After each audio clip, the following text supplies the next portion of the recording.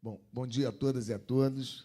Cumprimentar, né, a mesa, né, agradecer o convite da Escola Nacional de Saúde Pública, Sérgio Arouca, para estar aqui hoje.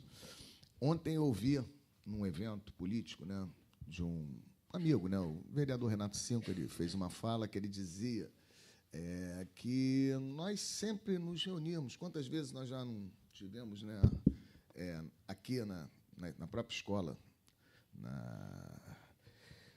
de saúde pública da Fiocruz, falando, nos reunindo, mas depois da morte e da execução da Marielle, né, nunca mais vai ser como antes, né? Então, acho que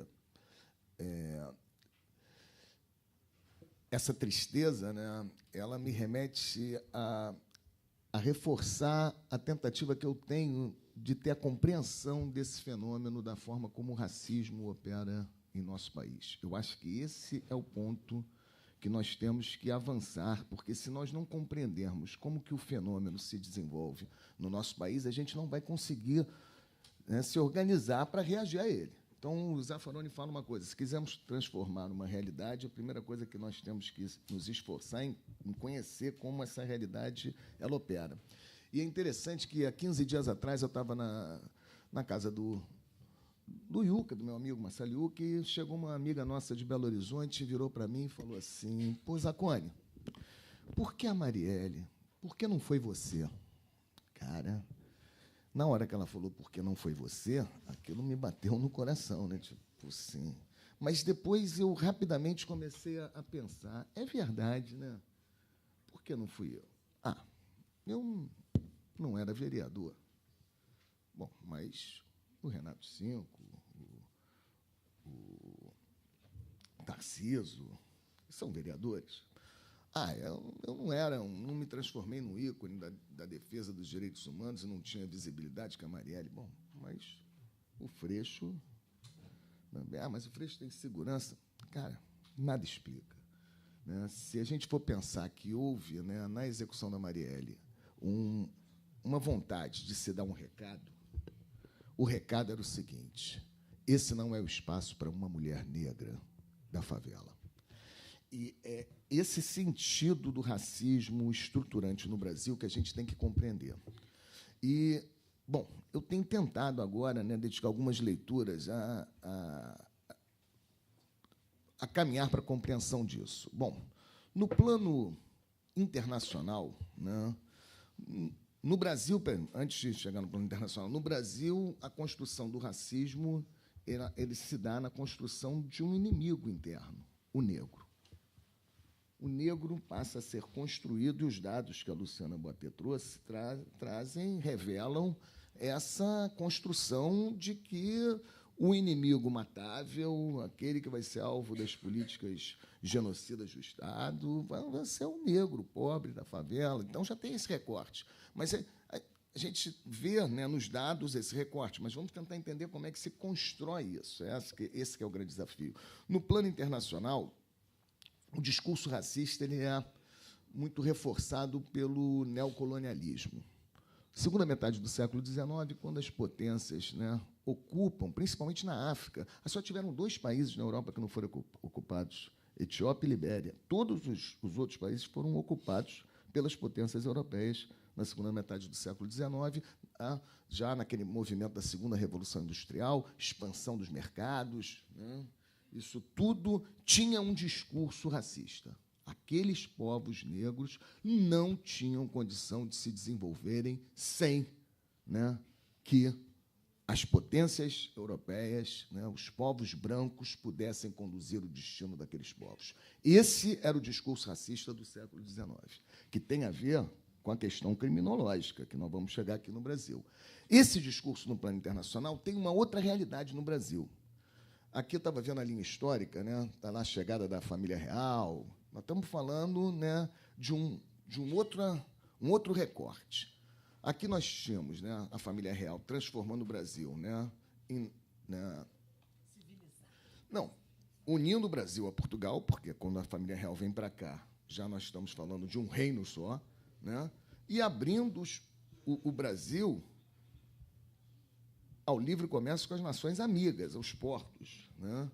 Ou seja, aqui não foi necessário que se tomasse a invasão. A ideia do inimigo interno surge lá no neocolonialismo, porque quando você tem uma potência invadindo, né, a África, a Ásia, e tomando conta, né, daquele país, há uma resistência da população local, e essa população local que se coloca contra o invasor é reconhecida como inimigo interno. Então, a ideia de inimigo interno vem no neocolonialismo, nesse momento onde você não vai mais reconhecer o inimigo que está fora dos limites territoriais. O inimigo está dentro dos limites territoriais, foram ocupados pela potência, e aqueles nacionais que estão resistindo, né, à ocupação são considerados inimigos internos. No Brasil, a construção vai ser outra. Quem são os inimigos internos que vão ser construídos no Brasil se nós já abrimos os portos para as nações amigas? Já não tem necessidade, porque já estava aqui, ó, os ingleses já estavam... Aliás, a gente tem que estudar, né, quem ganhou muito no Brasil colonial não foram os portugueses, não, foram os ingleses, né? Então, temos que observar como é que foi feita a construção aqui. No Brasil, a resistência, né, não era em relação a um invasor. Quem fazia resistência no Brasil na segunda metade do século XIX? Gente, vocês sabem. Quem fazia resistência no Brasil na segunda metade do século XIX e foi construído como inimigo? Os negros, os escravos, né? Índios também. E aí nós vamos chegar na balaiada. Escravos, índios, né, que se juntaram aos artesãos balaios e fizeram. Ali, né, naquele momento, o inimigo interno está sendo construído no Brasil, 1830. Sabe de que forma? Quem é que vai ser chamado a intervir no Maranhão para resolver o problema de uma rebelião onde tem negros e índios? Quem? O Exército Brasileiro. Quem é que está na frente do Exército Brasileiro para dar fim àquele motim? Duque de Caxias. Quem é Duque de Caxias? O pacificador. E se vocês lerem o discurso que Duque de Caxias vai fazer lá no Maranhão, ele vai dizer que depois que ele mata centenas, né, e milhares de negros e índios, que ele resolveu o motim porque ele enfrentou a bandidagem. Então, a construção desse negro e desse índio como bandido, né, também vai ser aonde nós vamos transformar esse racismo estruturante no Brasil, né, nesse inimigo atual que está dentro da favela e que é negro e está vendendo drogas no varejo das drogas. É esse link que tem que ser feito. Nós temos que entender a relação, né, do processo, né, da construção, né, da luta pela liberdade do negro e da resistência que houve essa luta, né, na construção desse inimigo interno. Então, daí a gente vai ver como que as Forças Armadas, também de forma estruturante no nosso país, ela, né, é organizada no sentido de ter uma missão que não é só defender as fronteiras contra o inimigo externo, é defender a nação de si mesma. Tem uma fala de um general nos anos 90 que ele falava que cabia ao Exército proteger o Brasil contra o inimigo externo e proteger a nação de si mesma. Uma frase nos anos 90, o coronel está lá no livro Que Resta da Ditadura. Esse defender a nação de si mesma, que é uma função das Forças Armadas, né, é no sentido de identificar os inimigos internos, e aí a pacificação surge como um paradigma no Brasil.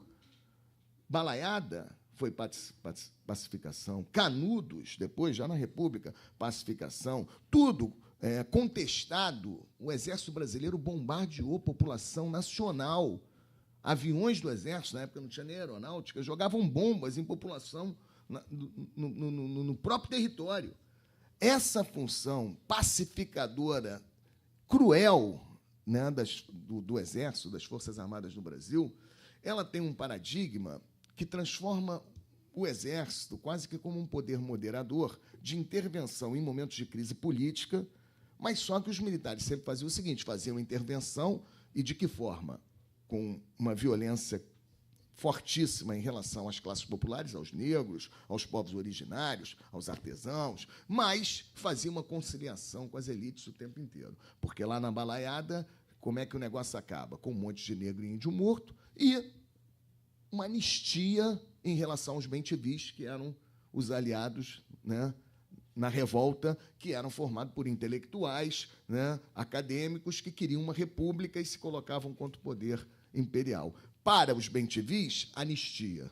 Para os negros, né, a violência desmedida.